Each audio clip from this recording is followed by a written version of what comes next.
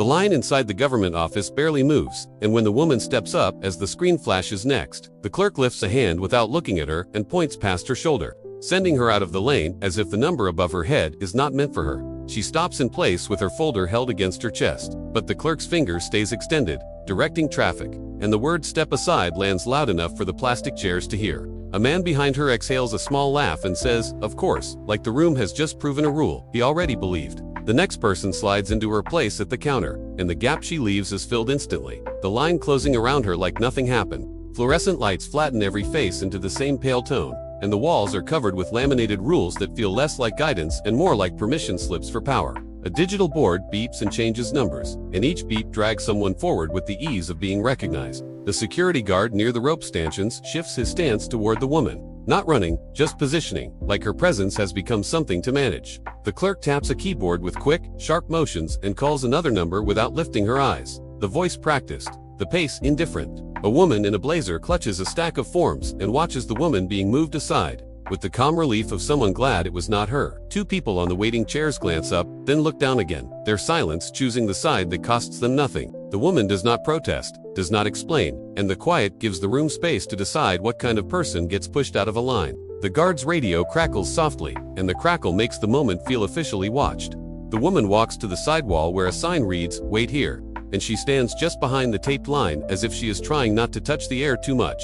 She keeps her folder closed, fingers resting on the edge like she is holding a lid on something that should not spill. At the counter, the man who took her place speaks quickly, confident, and the clerk's tone softens for him in a way it never softened for her. A child whines in the chairs, and the whining draws more patience from the room than the woman does. The digital board beeps again, and another number flashes, and the crowd shifts like a school of fish following a light. The woman's gaze stays on the counter window, not on the faces, not on the smirks, refusing to feed the room with her embarrassment. A gray-haired woman on a chair folds her arms and watches openly, eyes narrowing as if she is evaluating a stranger's right to be here.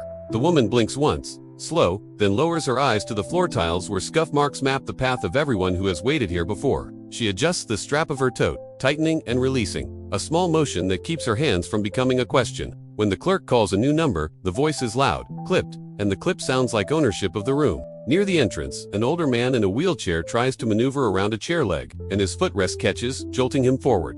His daughter balances a phone, a pen, and a stack of forms, and the forms slide, corners bending as they spill onto the floor.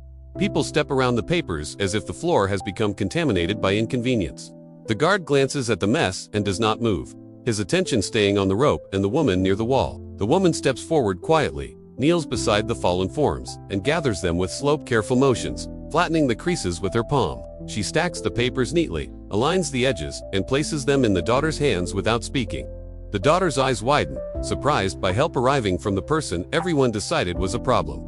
The older man nods once, tired and grateful, and the nod feels heavier than any spoken thanks.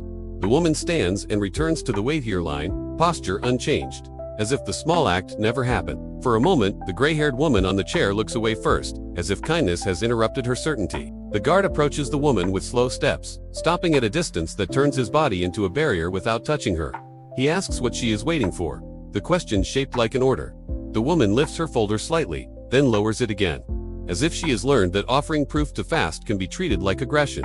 At the counter, the clerk glances toward the wall and calls, sharper now, asking the guard if everything is fine, her voice turning the woman into a public disturbance. A few heads turn, sensing entertainment, the kind that requires someone to be smaller than everyone else.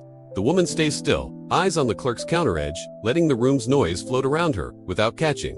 The guard asks again for her number, and the way he says number makes it sound like identity is a piece of paper. The woman reaches into her tote slowly, fingers visible, and pulls out a printed appointment slip with a barcode, holding it level in one hand. The guard does not take it immediately, and the pause stretches, turning the slip into a public test. A man in line snorts and says, "If you don't have it, just go," like he is defending the building. The woman's arm remains steady, the paper not shaking, her face not pleading. The clerk finally looks up, eyes narrowing, and gestures for the guard to bring the slip closer. He takes it, walks it to the counter, and the clerk scans it with a small handheld reader, the beep loud in the quiet. She frowns at the screen, then frowns again, reading something that does not match her earlier certainty. She turns her monitor slightly away, a reflex for privacy, but the movement makes the crowd lean in, hungry for a conclusion. The clerk flips the slip over, sees a stamp, and her mouth tightens as if she has swallowed something sharp. She reaches for a file tray, pulls out a thin folder, and the sound of paper sliding feels suddenly important. The guard shifts his weight, uncertainty creeping into his posture. The woman watches without expression, hands now resting at her sides, empty, as if she has already given the room all the proof it deserves. The clerk clears her throat once, an authority noise, and calls into the back hallway, asking for a supervisor. Behind the counter, another employee pauses mid-motion, eyes flicking between the clerk and the woman like the room is about to change rules. The digital board beeps again, but nobody moves. The sound suddenly less powerful than the tension at the counter. A door marked staff only opens, and a supervisor steps out with a lanyard and a tablet, expression calm in a way that signals seriousness. The clerk hands over the slip and the thin folder with two hands, now, as if the paper has become heavier. The supervisor reads the top line, then looks up and locks onto the woman immediately, the gaze turning her from nuisance into person. He walks to the front of the counter and says her name clearly, full name, the kind used for scheduled cases and official reviews. The room quiets in the way it does when authority changes sides without raising its voice. The guard takes a half step back, not ordered, simply moved by the sudden fear of being wrong in public. The man who snorted in line looks down at his shoes, suddenly fascinated by tile.